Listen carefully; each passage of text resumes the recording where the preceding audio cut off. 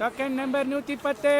சொல்லு ஜி, நீங்க வரத்துக்கு முன்னாடி நிறைய வாக்குறுதி கொடுத்துருந்தீங்க. இந்த கருப்பு பணத்தெல்லாம் மீட்டு எங்க அக்கௌண்ட்ல போடுறேன்னு சொன்னீங்க. இந்த இளைஞர்களுக்கெல்லாம் வேலை வாய்ப்பு வழங்குற திட்டம் இவ்வளவு ஏன் ஜி? எங்க ஊர்ல வெள்ளம் வந்திருந்தப்ப கூட அந்த நிவாரணம். நீ தானே டோக்கன் நம்பர் 110, கவுண்டர் நம்பர் 4க்கு போ. Token number 110. இவர்கள் சுடும் வடையை இனியும் நம்ப வேண்டாம்.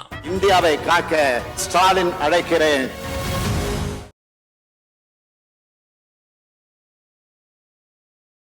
எலக்ட்ரல் பாண்ட் வெளியில வந்ததுக்கு அப்புறம் பாஜகவுக்கு ஊழலை பத்தி பேசுறதுக்கு கொஞ்சம் கூட தகுதியே கிடையாது. தகுதியை இழந்தது ஆக்சுவலா 7 லட்சம் கோடி சிஏஜி ஊழல். அது சொன்ன 4 ஆபீஸ்ல டிரான்ஸ்பர் பண்ணிட்டாங்க அரசியல். அது மீடியாவும் அதை வந்து சரியா ஹேண்டில் பண்ணல. இல்லையா, ஒரு கிலோமீட்டர் ரோடுக்கு 18 கோடி ரூபாய் இருந்தது 250 கோடி எப்படி ஆச்சுன்னு அந்த கேள்வி யாரையும் தெரியும், பேசவே மாட்டேன்றாங்க. அது ஒரு மகா ஊழல். அது ஆக்சுவலா தேர்தல் சமயத்தில் கெஜ்ரிவால்லாம் பிடிச்சி வச்சுட்டு இவர் வந்து உலக மகா தலைவர்ன்றாங்க. அமெரிக்கா, ஜெர்மனி, யூஎன்லாம் இவர் வந்து கேள்வி கேட்கலாமா, இந்தியாவில் தேர்தல் நடத்துகிற சமயத்தில் அடிப்படை உரிமைகள்லாம் பறிக்கப்படுதா அப்படின்ற மாதிரியான ஒரு கேள்வி எழுப்புறாங்க. பல பேர் கேஸில் இங்கே ட்ரையல் ஆரம்பிச்சிங்களா? சிசோடியா கேஸில் ட்ரையல் ஆரம்பிச்சிங்களா? செந்தில் பாலாஜி கேஸ்லேயே ட்ரையல் ஆரம்பிச்சிங்களா? ஏன் ட்ரையல் ஆரம்பிக்காது நீங்கள் எவ்வளோ பேர் தள்ளி போட்டுருக்கீங்க? எல்லா ஊழல்வாதிகளும் பாஜகவோட அரவணைப்புல நிம்மதியா இருக்காங்க. எல்லாருமே நல்லா தூங்கிட்டு இருக்காங்க, நிம்மதியா இருக்காங்க. ஆனால் எதிர்கட்சி ஆட்கள் தான் வந்து பல்வேறு குற்றச்சாட்டுகள்ல தூக்கி உள்ள வச்சு அக்கௌண்ட்ல வந்து மினிமம் பேலன்ஸ் வைக்கலன்னு சார் நாட்டு மக்கள்கிட்ட 21,000 கோடி வசூல் பண்ணிருக்காங்க சார். யாரோட பணம்? அது 21,000 கோடி நாட்டு மக்களோட பணம், ஏழைகளோட பணம். அதே மாதிரி அவங்க சில விஷயங்கள்லாம் சொல்றாங்க. ஜல்ஜீவன் திட்டத்தை நிறைவேற்றினாங்க, அதுல வந்து ஸ்டேட் கவர்மெண்ட் பங்களிப்பு இருக்கு. பிஎம் ஆவாஸ் யோஜனா வீடு கட்டுறதுக்கு அதுல ஸ்டேட் கவர்மெண்ட் பங்களிப்பு இருக்கு. ஆயுஷ்மான் பாரத் இன்சூரன்ஸ் ஸ்கீம் அதுல ஸ்டேட் கவர்மெண்ட் பங்களிப்பு இருக்கு. நாட்டு மக்களுடைய வாழ்வாதாரத்தை இம்ப்ரூவ் பண்ணுறதுக்கு என்ன பண்ணீங்க? இந்தியா டுடே சர்வேல வந்து மக்கள் என்ன சொல்றாங்க, 162% பேர் எங்களுக்கு அன்றாட செலவுக்கு இது ரொம்ப கஷ்டமா இருக்கு, வாடிக்கையாளர்களுக்கு கஷ்டமா இருக்கு அப்படின்னு கேட்குறாங்க. இன்னொரு கேள்வி கேட்குறாங்க, இந்தியாவோட பொருளாதாரம் இதே மாதிரி இருக்குமா, வரும் காலத்தில் இம்ப்ரூவ் ஆகுமான்னு. கிட்டத்தட்ட 75% பேர் என்ன சொல்றாங்க.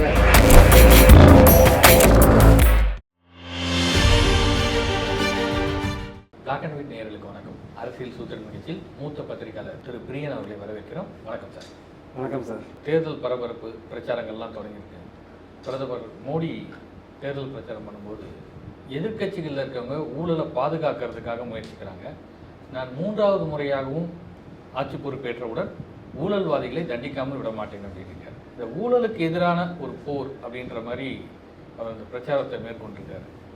எந்த அளவுக்கு பாஜகவுக்கு வாக்குகளை பெற்றுத்தரும்? இல்லை, அதாவது பிரதமருடைய பேச்செல்லாம் பார்த்தீங்கன்னா அந்த டெம்ப்ளேட் ஒரே மாதிரி தான் இருக்குது. அதாவது ஒன்று வந்து அந்த எதிர்கட்சிகளை வந்து குடும்ப அரசியல் போன்ற விஷயங்கள் சொல்கிறது, இன்னொன்று எதிர்கட்சிகள் ஊழல் அப்படின்னு சொல்கிறது. 3வதாக பார்த்தீங்கன்னா நாங்கள் தான் இந்திய ஒற்றுமையை காப்பாற்றுவோம், இந்தியா வலிமையான நாடாக நாங்கள் தான் காப்பாற்றுவோம், காங்கிரஸ் வந்தால் இந்தியா வந்து வலிமை எழுந்து விடும் அப்படின்ற மாதிரியான மற்றவங்களாம் தேச துரோகிகள் அப்படின்னு ஒரு பிக்சரை கட்டமைக்கிறது. அதே மாதிரி கலாச்சாரத்தை நாங்கள் தான் பாதுகாப்போம்னு சொல்கிறது. இந்த டெம்ப்ளேட்லாம் அவரோட பேச்சு பெரும்பாலான பேச்சு அமையுது. எப்போது சில போது வந்து 10 வருஷம் நாங்கள் ஜல்ஜீவன் கொண்டு வந்தோம், பிஎம் ஆவாஸ் யோஜனா கட்டினோம் அப்படின்னு சிலதெல்லாம் சொல்கிறார். இந்த ஊழல் விஷயம் வந்து நிச்சயமா இந்த எலக்ட்ரல் பாண்ட் வெளியில வந்ததுக்கு அப்புறம் பாஜகவுக்கு ஊழலை பத்தி பேசுறதுக்கு கொஞ்சம் கூட தகுதியே கிடையாது. தகுதியை இழந்தது ஆக்சுவலா. இதுக்கு முன்னாடி ரஃபேல் விஷயத்துல இன்னும் பிரான்ஸ்ல வந்து விசாரணை நடந்துட்டு இருக்கு. மீடியா பாட்டுற வெப்சைட்ல பாத்தீங்கன்னா அவங்களுடைய இது விசாரணை போயிட்டு இருக்கு. பிரான்ஸ் கவர்மெண்ட்ல இருக்கிற இன்டர்னல் ஆடிட்டர்ஸ் அதை பண்ணிட்டு இருக்காங்க. இவங்க வந்து சுப்ரீம் கோர்ட்ல ஃபைல் காணாம போச்சுன்னு அதோட தேச பாதுகாப்புன்ற ஒரு போர்வையை போத்தி அதை மூடி வச்சிருக்காங்க. அவ்வளவுதான் விஷயம், அவ்வளவுதான். அதனால அது இவங்க ஆட்சியில் இல்லாட்டி அது பெரிய அளவுல விஸ்வரூபம் எடுக்கும் என்பது என்னுடைய கருத்து. அதுக்கப்புறம் பாத்தீங்கன்னா வந்து இந்த 7 லட்சம் கோடி சிஏஜி ஊழல். அது சொன்ன 4 ஆபீஸ்ல டிரான்ஸ்பர் பண்ணிட்டாங்க அரசியல். அது மீடியாவும் அதை வந்து சரியா ஹேண்டில் பண்ணல. இல்லையா, ஒரு கிலோமீட்டர் ரோடுக்கு 18 கோடி ரூபாய் இருந்தது 250 கோடி எப்படி ஆச்சுன்னு அந்த கேள்வி யாரையும் தெரியும், பேசவே மாட்டேன்றாங்க. அது ஒரு மகா ஊழல். அது ஆக்சுவலா அதுவும் வந்து இந்த கவர்மெண்ட் இல்லாட்டி அது பெரிய அளவுக்கு எடுக்கும். ஆனா 2G ஊழலை ஊதி பெருசாக்கினவங்க இந்த விஷயங்களெல்லாம் கண்டுக்காத இருக்காங்க. மீடியா உட்பட நேஷனல் மீடியா உட்பட, தமிழ்நாடு மீடியா ஒன்றும் பெரிய அதில் பங்களிப்பு இருந்தது ரொம்ப குறைவாக தான் இருக்கும். அந்த நேஷனல் மீடியா ஏன் வந்து இந்த விஷயங்களெல்லாம் இப்போ இன்வெஸ்டிகேட் பண்ண மாட்டேன்றாங்க அப்படின்றது முக்கியமான விஷயம். அதோட நீங்கள் பார்த்தீங்கன்னா அதுக்கப்புறம் எலக்ட்ரல் பாண்ட் விஷயம். எலக்ட்ரல் பாண்டில் நீங்கள் வந்து யார் யாருக்கிட்ட வாங்கினீங்க, எவ்வளோ வாங்கினீங்க, எப்பப்போ வாங்கினீங்க, எப்படி ரைடு நடத்தி வாங்கினீங்க, வாங்கினவங்களுக்கு எவ்வளோ கான்ட்ராக்ட் கொடுத்தீங்க. உதாரணத்துக்கு பார்த்தீங்கன்னா லாட்ரி மார்ட்டினை ரைடு பண்ணி அடுத்த ஒரு வாரத்தில் 600 கோடி ரூபாய் வாங்குறீங்க. கெஜ்ரிவாலுக்கு எதிராக அப்ரூவலாக மாறினா அரவிந்த் பார்மா சரத் ரெட்டி அவனை கைது பண்ணி 5வது நாளில் 5 கோடி கொடுக்குறான். மொத்தம் 55 கோடி கொடுக்குறான். மெகா இன்ஜினியரிங் இன்ஃப்ராஸ்ட்ரக்சர் அவன் 920 கோடி கொடுக்குறான். அடுத்த 15 நாளில் 14,000 கோடி கான்ட்ராக்டை வாங்குறான். ஸோ இந்த மாதிரி வந்து கிட்டத்தட்ட வந்து பார்த்தீங்கன்னா ஒரு குறிப்பிட்ட கம்பெனிகளே வந்து நஷ்டமடைந்த கம்பெனிகள், அப்புறம் 7.5% தான் கொடுக்கணும், அதுக்கு மேலே கொடுத்த கம்பெனிகள், இது மாதிரி வந்து ப்ராஃபிட்டுக்கு 3 மடங்கு கொடுத்த கம்பெனிகள். அப்போ கருப்பு பணம்லாம் எப்படி இதாக இருப்பாங்க, ப்ராஃபிட்டுக்கும் மேலே 3 மடங்கு கொடுக்குறாங்க. இதெல்லாம் வந்து யாருக்கு போச்சு? இதெல்லாம் பாஜகவுக்கு தான் போச்சு. இப்போ இந்த எலக்ட்ரல் பாண்டுங்கிற விஷயம் கீழே அடிமட்ட வரையும் ரீச் ஆயிருக்கு, மக்கள்கிட்ட வந்து ரீச் ஆகிருக்கு. இந்த எலக்ட்ரல் பாண்டில் இவங்க ஏகப்பட்ட பணத்தை அடிச்சிட்டாங்க அப்படின்னு ரீச் ஆயிருக்கு. அதே மாதிரி பார்த்தீங்கன்னா பிஎம் கேர் ஃபண்ட், அது வந்து இன்னொரு பெரிய ஊழல். அது இவங்க இன்னும் என்னைக்கு அது வெளியில் வரும்னு சொல்ல முடியாது. இது தவிர அங்கங்க மாநிலங்களில் சின்ன சின்ன ஊழல் இருக்குது. இப்போ கர்நாடகாவில் 40% ஊழல், எடியூரப்பா ஊழல், எல்லாம் பல விஷயங்கள் இருக்குது. அதனால் இன்னும் முக்கியமான விஷயம்னா 2014 இதுவரையும் வந்து 25 எதிர்கட்சி தலைவர்கள் வந்து பாஜக பக்கம் இணைஞ்சிருக்காங்க. அதில் 3 பேரோட வழக்கை க்ளோஸ் பண்ணிட்டாங்க. இடி, சிபிஐ, இன்கம் டேக்ஸ் 3 பேரோட வழக்கு க்ளோஸு. கிட்டத்தட்ட வந்து 22 பேர் வழக்கு வந்து எந்த விதமான முன்னேற்றமும் இல்லாமல் அப்படியே நிற்குது. அதாவது அவங்க பாஜக வாஷிங் மிஷினில் போட்டு எல்லாம் க்ளீனாக எடுத்து வச்சுட்டாங்க. ஆனால் கெஜ்ரிவாலுக்கு மட்டும் கடந்த 4 மாதத்தில் 9 நோட்டீஸ் கொடுத்து அவரை கூப்பிட்டு அரெஸ்ட் பண்ணி உள்ளே வச்சுட்டாங்க. சஞ்சய் சிங்கை எந்த விதமான பணமும் ரெக்கவர் பண்ணல, 6 மாதம் ஜெயிலில் இருந்தால் இப்போ வெளில விட்டார். சுப்ரீம் கோர்ட்டு வெளில விட்டாங்க. அடுத்து சிசோடியா வீட்லேயும் இன்னும் பணம் ரெக்கவர் பண்ணலை. அங்கே ஹேமந்த் சோரனை பிடிச்சி வச்சுருக்காங்க. அது மாதிரி தேர்தல் சமயத்தில் கெஜ்ரிவால்லாம் பிடிச்சி வச்சதை இவர் வந்து உலக மகா தலைவர்ன்றாங்க. அமெரிக்கா, ஜெர்மனி, யூஎன்லாம் அவர் வந்து கேள்வி கேட்குறாமா, இந்தியாவில் தேர்தல் நடத்துகிற சமயத்தில் அடிப்படை உரிமைகள்லாம் பறிக்கப்படுதா அப்படின்ற மாதிரியான ஒரு கேள்வி எழுப்புறாங்க. ஸோ இந்த மாதிரி இருக்கும்போது இவர் ஊழலை பற்றி, இவர் மற்றவங்களை பற்றி குறை சொல்கிறதுக்கான தார்மீக ரீதியான தகுதியை வந்து பிரதமர் பெற்றிருக்கிறாரா என்பது முக்கியமான ஒரு கேள்விக்குறியாக நான் பார்க்குறேன். அதனால் வந்து இவர் எதிர்கட்சி தலைவர்களை பற்றி சொல்லலாம், ஊழலுக்கு எதிரான நடவடிக்கைகள் கூட எடுக்கலாம். 10 வருஷ காலத்தில் நீங்கள் எவ்வளோ பேர் தண்டிச்சிங்க? எல்லாரையும் பிடிச்சி உள்ளே வச்சுருக்கீங்களே தவிர எத்தனை பேர் நீங்கள் தண்டிச்சிங்க? இப்போ ட்ரையல் ஆரம்பிச்சிட்டிங்களா? பல பேர் கேஸில் நீங்கள் ட்ரையல் ஆரம்பிச்சிங்களா? சிசோடியா கேஸில் ட்ரையல் ஆரம்பிச்சிங்களா? செந்தில் பாலாஜி கேஸ்லேயே ட்ரையல் ஆரம்பிச்சிங்களா? ஏன் ட்ரையல் ஆரம்பிக்காது நீங்கள் எவ்வளோ பேர் தள்ளி போட்டுருக்கீங்க? இன்றைக்கி கூட மெட்ராஸ் ஹைகோர்ட்டில் ஒரு கேஸை ரத்து பண்ணிருக்காங்க, இடி கேஸை. ஸோ நான் என்ன சொல்ல வரேன்னா, இடியோட இந்த பிஎம்எல்ஏ ஆக்டில் வந்து கொடுமையான சட்டங்களை நீங்கள் 2018 கொண்டாந்து இந்த குற்றவியல் சட்டங்களை எல்லாத்தையும் அதோட ஷெட்யூலில் சேர்த்துட்டு ஒரு சாதாரண போலீஸ் ஸ்டேஷனில் ஒரு கேஸ் புக் ஆனால் கூட டெல்லியிலேருந்து இடி வர அளவுக்கு நீங்கள் பண்ணி வச்சுருக்கீங்க. அது மாதிரி கொடூரமாக பண்ணி வச்சு ஜாமீனே கொடுக்க முடியாத அளவுக்கு அதில் சில விஷயங்களை நீங்கள் பண்ணி வச்சுருக்கீங்க.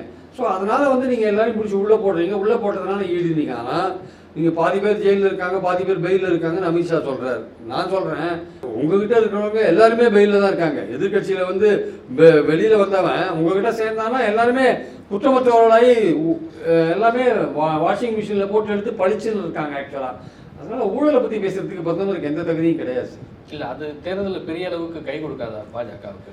நிச்சயமாக கை கொடுக்காது. அவரோட பார்ட்டியே ஊழலாக இருக்கும்போது எப்படி அவரை ஏன் சார் ஜனார்தன் ரெட்டின்னு ஒருத்தர் சுரங்க ஊழல் பண்ணான் சார். 6 ஆண்டு காலம் உள்ளே இருந்தான் சார். நீதிபதிக்கு லஞ்சம் கொடுக்கும்போது கையும் களமாக பிடிச்சாங்க.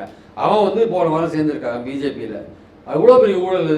கர்நாடகாவில் ஏற்கனவே ஏகப்பட்ட ஊழல் இருக்குது. கர்நாடகா எம்எல்ஏக்களே பல ஊழலை எடியூரப்பா பேரில் சொல்லியிருக்காங்க. அங்கே ஜனார்தன் ரெட்டி இன்னொரு புது ஊழல்.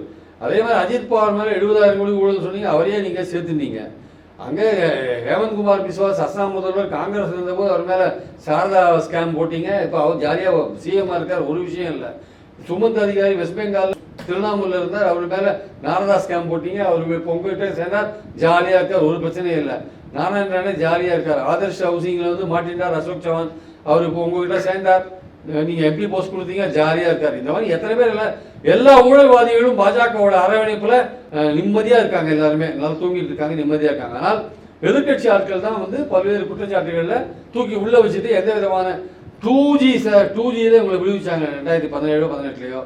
இன்னைக்கு எத்தனை வருஷம் ஆச்சு? ஏன் இத்தனை வருஷமா அப்பீலை நீங்கள் வந்து ஸ்லோ பண்ணிட்டு இருக்கீங்க? ஏன் நடத்தல நீங்கள் அப்பீலை ஒழுங்கா? உண்மையிலேயே ஊழல் பாதிகளை தண்டிக்கணும் அப்படின்னு நீங்கள் சொன்னீங்க. இன்னைக்கு 2Gயை பற்றி பேசுறீங்கல்ல, ஏன் 6 வருஷ காலம் ஆச்சு? இன்னைக்கு கிட்டத்தட்ட 6 வருஷ காலம் டெல்லி ஹைகோர்ட்டில் அந்த கேஸை உங்களால் ஏன் விரைவுபடுத்த முடியல? நீங்கள் தானே பவரில் இருக்கீங்க, நீங்கள் தானே ஏஜி மூலமாக அதை விரைவுபடுத்தணும். ஏன் பண்ணாத இருக்கீங்க? இப்போ எலெக்ஷன் சமயம் பார்த்து டெல்லி ஹைகோர்ட்டை வந்து அதை ப்ரொசீட் பண்ணலாம்னு பர்மிஷன் கொடுக்குறீங்க. எல்லாத்தையுமே வந்து ஒரு அரசியல் ரீதியாக தானே நீங்கள் அணுகிறீங்க. ஜெகன்மோகன் ரெட்டி கேஸ் இப்போ தான் சுப்ரீம் கோர்ட்டே முடிச்சுட்டு இருக்காங்க. அது என்ன ஆச்சுன்னு கேட்குறாங்க. 5 வருஷ காலம் பாஜக அவர் சப்போர்ட் பண்ணியிருந்தார். அப்போ எதுவுமே தெரியல, அவர் மேலே இருக்கிற கேஸே தெரியல. ஸோ இந்த மாதிரியான பல உதாரணங்கள் இருக்கும்போது பார்க்கும்போது நிச்சயமாக வந்து இந்த இவர் சொல்கிற பாஜக சொல்கிற ஊழல்ன்றது கண்டிப்பாக எடுபடாது என்பது என் கருத்து. இப்போ இந்த பேசும்போதும் வாரிசு பற்றி சொன்னீங்க, பிரதமர் பேசிட்டு இருக்காரு. மல்லிகார்ஜுன கார்கே காங்கிரஸ் தலைவர் அவரும் சொல்லியிருக்காரு, 1989க்கு பின்னர் காந்தி குடும்பத்தை சேர்ந்தவர்கள் பிரதமராகவோ அமைச்சராகவோ இல்லை, அதனால வாரிசு பற்றி பேசுறது வந்து அவசியமற்றது, இந்த பிரச்சாரம் தேர்தலுக்காக நடத்தப்படுறது மாதிரி ஒரு டோனில் சொல்லியிருக்காரு. உண்மையிலே அவர் சொல்லக்கூடிய கருத்து சரியானது தானே? அது இன்னும் அந்த வாரிசு அரசியல் எப்படி ஈடுபடும்? இல்லை, அதாவது அவங்க பாயிண்ட் என்னன்னா, அப்படி அவங்க ஆட்சியில் இல்லாட்டி கூட மன்மோகன் சிங் எல்லாம் வந்து சோனியா காந்தி சொல்றபடி தான் எல்லாத்தையும் பண்ணியிருந்தாரு. மன்மோகன் சிங் ஆனால் பொம்மை பிரதமர் அப்படின்றது இவங்களுடைய பாயிண்ட், பிஜேபியோட பாயிண்ட். ஆனால் அவங்க காங்கிரஸ் காந்தி ஃபேமிலி அல்லது நேரு ஃபேமிலி, நேருவோட வாரிசுகள், இப்போ இருக்கிற சோனியா காந்தி, ராகுல் காந்தி, பிரியங்கா காந்தி, இவங்க வந்து காங்கிரஸோட ஒரு ஃபேஸாக இருக்காங்க. அது எந்த சந்தேகமும் இல்லை. நாளைக்கு காங்கிரஸ் வந்து ஒரு முக்கியத்துவம் பெற்றதுன்னா வந்து அவங்கள யாரோ ஒருத்தர் கூட பிரதமராக வரதுக்கு சான்ஸ் இருக்குது. சோனியா காந்தி வர முடியலன்ற பட்சத்தில் மன்மோகன் சிங் வந்தார். 10 வருஷ காலம் அவர் நல்லா தான் பண்ணினாரு. அவருடைய ஆட்சியில் வந்து ஜிடிபி growth எல்லாம் வந்து இவரோட ஆட்சியை விட அதிகமான ஜிடிபி growth எல்லாம் சிதம்பரம் நீங்கள் நிறைய புள்ளிவிவரங்கள்லாம் சொல்லியிருக்காரு. இவங்கள மாதிரி வந்து ஏழைகள்கிட்டேருந்து பணம் கொடுங்கிற மாதிரியான விஷயங்களை அவங்க எதுவும் பண்ணலை. உங்கள் அக்கௌண்ட்டில் வந்து மினிமம் பேலன்ஸ் வைக்கலன்ட்டு சார் நாட்டு மக்கள்கிட்டேருந்து 21,000 கோடி வசூல் பண்ணிருக்காங்க சார். யாரோட பணம்? அது 21,000 கோடி நாட்டு மக்களோட பணம், ஏழைகளோட பணம். அவங்க மினிமம் பேலன்ஸ் வைக்க முடியலன்னா ஏன் வைக்க முடியல? அவன் வறுமையில் இருக்கா, வைக்க முடியல. அவன்கிட்ட நீங்கள் மினிமம் பேலன்ஸ் பிடிச்சி 21,000 கோடி பிடிச்சிங்கன்னா அவங்க மினிமம் பேலன்ஸ் மெயின்டைன் பண்ண முடியல சார். நீங்கள் வந்து அவன் அக்கௌண்ட்லேருந்து அவன் ஃபர்தராக ஏதாவது பணம் போட்டான்னா நீங்கள் அதை மெயின்டைன் பண்ண முடியாததுக்கு நீங்கள் ஃபைனை வந்து ரெக்கவர் பண்ணுறீங்களே, அது எந்த விதத்தில் கரெக்டு? இப்போ காங்கிரஸ் வந்து இன்கம் டேக்ஸ் ரிட்டர்ன் ஃபைல் பண்ணல, இல்லை அவங்களோட கணக்குகள்லாம் ரீஅசஸ் பண்ணீங்க, அதனால இன்னும் அபராதம் போட்டீங்க, நீங்களே 165 கோடி ரூபாய் அவன் அக்கௌண்ட்லேருந்து எடுத்துட்டீங்க. இது எப்படி? இது எந்த விதத்தில் சரியாகும்? கோர்ட்டில் கேஸ் இருக்குது, போன்ற பல விஷயங்கள் இருக்கும், நீங்கள் எடுத்துக்கிறீங்க. அதனால் ஏழைகளோட பணத்தை நீங்கள் வந்து இந்த பொங்கல் போது 4,000 ரூபாய் ஏன் கொடுக்கல, வெள்ளம்லாம் வந்த போது ஏன் கொடுக்கல அப்படின்றது என்ன சொன்னாங்கன்னா, இவங்க அதில் வந்து மினிமம் பேலன்ஸ் இல்லைன்னா அந்த கணக்கு பணத்தை வந்து பேங்க் பிடிச்சிக்கிறாங்க, அதனால கேஷாக கொடுக்கறது பெட்டர் நாங்கள் நினைக்கிறோம்னா ஸ்டேட் கவர்மெண்ட் சொன்ன ஒரு விஷயமா இருந்தது. இப்ப இது வரைக்கும் எந்த வங்கியிலும் ஒரு நிலையான மினிமம் பேலன்ஸ் அப்படின்ற எல்லா வங்கிக்கும் ஒரு நிலை ஒரே மாதிரி கிடையாது. ஒருத்தவங்க 8,000 வைக்கிறது, ஒருத்தவங்க 5,000 வைக்க சொல்றது, 2,000 வச்சுக்கிற அளவுக்கு செக் ஃபெசிலிட்டி இருக்கா, அதுக்கேற்றபடி ஒன்று வச்சிருக்கான். வித்ட்ராயல் ஸ்லிப் வச்சு அதுக்கு ஒரு ஃபெசிலிட்டி வச்சிருக்கான். ஏழைகள் வித்ட்ராயல் ஸ்லிப் தான் வச்சிருக்காங்க வச்சுக்கோங்க. அவனுக்கு நீங்கள் 1,000 ரூபாய் கூட வச்சுக்கோங்க சார். அவனுக்கு 1,000 ரூபாய் முக்கியமான விஷயம். அதில் ஒரு அவசரத்துக்கு 1,200 ரூபாய் பேலன்ஸ் இருக்கு, ஒரு 500 ரூபாய் எடுத்துட்டா 500 ரூபாய் குறைஞ்சி போச்சு, மீண்டும் அந்த 1,000 ரூபாய் மெயின்டைன் பண்ணுறதுக்கான இது வந்து ஒரு நாள் ஒரு 100 நாள் ஆச்சு வச்சுக்கோங்க. அப்போ அந்த 100 நாளைக்கு நீங்கள் அபராதத்தை போட்டிங்கன்னா, அவன்கிட்ட பிடிக்கிட்டீங்கன்னா 1,000 ரூபாய் இத்தனை நாள் உங்ககிட்ட மினிமம் பேலன்ஸ் இல்லைன்னு ஒரு அபராதத்தை போட்டிங்கன்னா, இந்த மாதிரி நீங்கள் நாடு முழுக்க எத்தனை பேரை நீங்கள் பாய்ச்சிருக்கீங்க? ஏன் சார் சீனியர் சிட்டிசனுக்கு கொடுக்குற ரயில்வே கன்செஷன் எடுத்துட்டீங்க சார். இதனால் பேங்க் இந்த ரயில்வே 5,000 கோடி ரூபாய் சம்பாதிச்சுன்னு பெருமையாக சொல்கிறீங்க. அந்த சீனியர் சிட்டிசனுக்கான வாய்ப்பை கெடுத்துட்டீங்கல்ல. இந்த மாதிரி மக்களை எவ்வளோ தூரம் ஏழைகளை பணம் கொடுக்கிட்டீங்க, சீனியர் சிட்டிசனுக்கு வாய்ப்பை பறிச்சிட்டீங்க, அவனுக்கும் இந்த கன்செஷன் எடுத்துட்டீங்க. இந்த மாதிரி மக்களை பாதிக்கிற பல விஷயங்கள் இருக்குது. அதனால் பாஜகவை பற்றி சொல்கிறதுக்கு நிறைய குறை சொல்கிறதுக்கு நிறைய விஷயங்கள் இருக்குது. அதே மாதிரி அவங்க சில விஷயங்கள்லாம் சொல்கிறாங்க. ஜல்ஜீவன் திட்டத்தை நிறைவேற்றினாங்க, அதில் வந்து ஸ்டேட் கவர்மெண்ட் பங்களிப்பு இருக்குது. பிஎம் ஆவாஸ் யோஜனா வீடு கட்டுற திட்டம், அதில் ஸ்டேட் கவர்மெண்ட் பங்களிப்பு இருக்குது. ஆயுஷ்மான் பாரத் இன்சூரன்ஸ் ஸ்கீம், அதில் ஸ்டேட் கவர்மெண்ட் பங்களிப்பு இருக்குது. பயிர் காப்பீடு, அதில் ஸ்டேட் கவர்மெண்ட் பங்கீடு இருக்குது. சென்ட்ரல் கவர்மெண்ட்டோட எந்த ஸ்கீம் எடுத்தாலும் ஏதோ ஒரு வகையில் ஸ்டேட் கவர்மெண்ட்டோட பங்களிப்பு அதில் இருக்கும். அதில் ஒட்டுமொத்தமாக ஏதோ மத்திய அரசே எல்லாத்தையும் கிரெடிட் எடுத்துக்கிட்டு போக முடியாது. வேணா வந்து இப்போ விவசாயிகளுக்கு 6,000 ரூபாய் கொடுக்குறாங்க வருஷத்துக்கு, அது பண்ணால் நீங்கள் கிரெடிட் எடுத்துக்கலாம், நீங்கள் நேரடியாக கொடுக்குறது ஓகே ரைட்டு. ஆனால் நீங்கள் நாட்டு மக்களுடைய வாழ்வாதாரத்தை இம்ப்ரூவ் பண்ணுறதுக்கு என்ன பண்ணீங்க? இந்தியா டுடே சர்வேல வந்து மக்கள் என்ன சொல்கிறாங்க, 100க்கு 62% பேர் எங்களுக்கு அன்றாட செலவுக்கே ரொம்ப கஷ்டமாக இருக்குது, வாழ்க்கை நடத்துறதே கஷ்டமாக இருக்குது அப்படின்னு கேட்குறாங்க. இன்னொரு கேள்வி கேட்குறாங்க, இந்தியாவோட பொருளாதாரம் இதே மாதிரி இருக்குமா, வரும் காலத்தில் இம்ப்ரூவ் ஆகுமான்ட்டு. கிட்டத்தட்ட 75% பேர் என்ன சொல்கிறாங்க, இது ஒன்று இதை விட மோசமாக போகும், இல்லை இதே மாதிரி தான் இருக்குன்றாங்க. அப்போ என்ன நம்பிக்கை இருக்குது இந்த கவர்மெண்ட் மேலே? இன்றைக்கி 8% இருக்குது வேலையில்லா திண்டாட்டம். இன்றைக்கி ஜஸ்ட் 60,000 போஸ்ட்டுக்கு உத்தரப்பிரதேசில் 50 லட்சம் பேர் அப்ளை பண்ணுறாங்க கான்ஸ்டபிள் போஸ்ட்டுக்கு. அதான் இன்றைக்கி நிலைமை. ஆக்சுவலாக 21 லட்சம் போஸ்ட்டு வேலை வாய்ப்பை நம்ம இழந்தோம் 21-22. இன்றைக்கி என்ன சொல்கிறாரு ஃபைனான்ஸ் மினிஸ்டரோட ஹஸ்பண்ட், என்ன சொல்கிறாரு ரகால பிரபாகர், உலகமகா ஊழல்ன்றது எலக்ட்ரோரல் பாட்டு தான் சொல்கிறாரு. இப்போ இதெல்லாம் வந்து மக்கள் பார்த்துன்னு தானே இருக்காங்க. அன்றாட வாழ்வாதாரம், கேஸோட விலை என்னாச்சு, வேலைவாய்ப்பு இல்லாத இருக்கு. இதெல்லாம் அன்றாட வாழ்வாதார விஷயங்கள். விலைவாசி உயர்வுக்கு ஜிஎஸ்டியில் எல்லா பொருளையும் ஜிஎஸ்டியில் கொண்டுட்டீங்க, எல்லா சர்வீஸையும் ஜிஎஸ்டியில் கொண்டுட்டீங்க. கேட்டால் கவுன்சில் இருக்குன்றீங்க. ஆனால் அந்த கவுன்சிலில் வந்து ப்ரப்போசலை வச்சு அதை பாஸ் பண்ணுற அந்த பவரை வந்து நீங்கள் வச்சுட்டு இருக்கீங்க, வீட்டோ பவரை நீங்கள் வச்சுட்டு இருக்கீங்க. ஸோ அதனால் மற்ற மாநிலங்கள் எதிர்ப்பு குரல் கொடுத்தாலும் ஒன்றும் நடக்க போகிறதில்ல. அதனால் பாயிண்ட் என்னென்னா வந்து விலைவாசி உயர்வுக்கும் நீங்கள் காரணமாக இருக்கீங்க, வேலையில்லா திண்டாட்டத்துக்கு நீங்கள் காரணமாக இருக்கீங்க. ஸோ பல்வேறு விதமான ஊழல் போன்ற அடிப்படை உரிமைகள் பறிக்கிறதுலையும் நீங்கள் காரணமாக இருக்கீங்க. இந்த மாதிரி பல விஷயங்கள் நீங்கள் காரணமாக இருக்கிறதுனால மக்கள் இந்த வாட்டி வந்து ஒரு மாற்றத்தை விரும்புகிற மக்கள் கண்டிப்பாக இந்தியா கூட்டணி தங்களை வலுவாக கட்டமைத்துக் கொண்டு ஒரு குறைந்தபட்ச செயல் திட்டத்தோடு மக்களை அணுகினால் அதற்கான வாய்ப்புகள் உண்டு என்பது என்னுடைய கருத்து. தேர்தல் பத்திரம் நீங்கள் குறிப்பிடும்போது சொன்னீங்க, நிதின் கட்கரி மத்திய அமைச்சர் வந்து என்ன சொல்கிறாருன்னா ஊடகத்தை ஒப்பிட்டு அவர் சொல்கிறாரு. அதாவது ஒரு டிஆர்பி ரேட்டிங் அதிகமாக இருக்கிற ஊடகத்துக்கு தான் விளம்பரம் வரும், அது மாதிரி ஆளுங்கட்சியாக இருக்கிறவங்களுக்கு தான் தேர்தல் பத்திரம்ன்றது கூடுதலாக இருக்கும். நாளைக்கு யார் ஆளுங்கட்சியாக வராங்களோ அவங்களுக்கு அது வரப்போகுது, இதில் ஒன்றும் ஊழல் இல்லை அப்படின்றாரு. இல்லை, அதாவது ஆளுங்கட்சிக்கு நன்கொடை கொடுக்கறதுல யாருக்கும் ஆட்சேபம் இல்லை சார். ஆளுங்கட்சி மிரட்டி நன்கொடை வாங்கியிருக்கின்றது தான் பிரச்சனை. வாங்கினவங்களுக்கு டெண்டர் கொடுத்துருக்கீங்கன்றது தான் இன்னொரு பிரச்சனை. நீங்கள் வந்து ஒருத்தன்ட்ட வாங்குறீங்க, அவன் வந்து கைதாரான், இல்லை அவன் அப்ரூவர் ஆறான், இல்லை அவன் வீட்டில் இடி ஐடி சிபிஐ ரைடு நடந்திருக்கு. இதெல்லாம் இருந்ததுன்னா எப்படி நீங்கள் அவனுக்கு கான்ட்ராக்ட் கொடுக்குறீங்க? இப்படிலாம் இருக்கிற போது எப்படி நீங்கள் வந்து உங்களுக்கு வந்து நீங்கள் ஆளுங்கட்சியாக இருக்கிறதுனாலே கொடுத்தானா? ஆளுங்கட்சியாக நீங்கள் இருக்கிறதுனால பல சலுகைகள் கொடுக்கறதுனால பல ஏஜென்சியை வச்சு மிரட்டுறதுனால இது ரகசியமாக இப்போ சுப்ரீம் கோர்ட் சொல்லவே எல்லா ரகசியங்களும் வெளில வந்திருக்கு. இதுக்கு முன்னாடி இது ரகசியமாக தானே வச்சுருந்தீங்க. ஆனால் உங்களுக்கு மட்டும் தெரிஞ்சது இல்லை. நீங்கள் ஆளுங்கட்சியாக இருக்கீங்க, உங்களுக்கு ஸ்டேட் பேங்க் யார் யாருக்கு கொடுத்தான், காங்கிரஸுக்கு எவ்வளோ கொடுத்தான், வேறு எந்த கட்சி எவ்வளோ வாங்கியிருக்கு, எல்லாம் உங்களுக்கு தெரிஞ்சிருக்குல்ல. அது தெரிஞ்சவொடனே நீங்கள் அந்த ஆளை போய் மிரட்டுறீங்கல்ல, காங்கிரஸ் ஏன் கொடுத்தேன்னு கேட்குறீங்கல்ல, நீங்கள் மிரட்டி வாங்குறீங்கல்ல. இதெல்லாம் நடந்திருக்கு இல்லையா? அது லாபத்தில் 3 மடங்கெல்லாம் கொடுத்தவன் எவ்வளோ பேர், 7.5% தான் கொடுக்கணும், அதுக்கு மேலே கொடுத்தவன் எவ்வளோ பேர். இதெல்லாம் எப்படி நடந்தது? ஆளுங்கட்சி உங்ககிட்ட ஒரு சலுகையை எதிர்பார்த்து தான் அவன் கொடுக்குறான். அந்த சலுகையை நீங்கள் அதில் ரொம்ப கேர்ஃபுல்லாக அம்பானி அதானி பேர் வராத நீங்கள் பார்த்துக்கிறீங்க, அவங்க கம்பெனி பேர் வராத.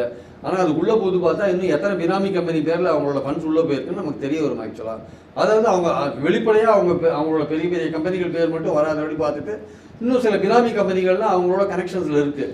அது இன்னும் இன்வெஸ்டிகேட் பண்ணி அடுத்த கொஞ்ச நாளில் வெளில வரும் பாருங்கள். யார் யார் எந்தெந்த விதத்தில் ரிலையன்ஸோட கனெக்டில் இருக்கான், யார் யார் அதானியோட கனெக்டில் இருக்கான், அது எந்த கம்பெனி பேரில் கொடுத்தான்றதும் இன்னும் கொஞ்ச நாளில் வெளில வந்துடும். அதெல்லாம் எல்லாமே சீக்கிரட்டாக எல்லாமே வந்து இன்வெஸ்டிகேட் பண்ணிட்டு தான் இருக்காங்க. மீடியாக்களும் என்ஜிஓக்களும் அதை பண்ணிட்டு இருக்காங்க. அது வெளியில் வரதான் செய்யும்.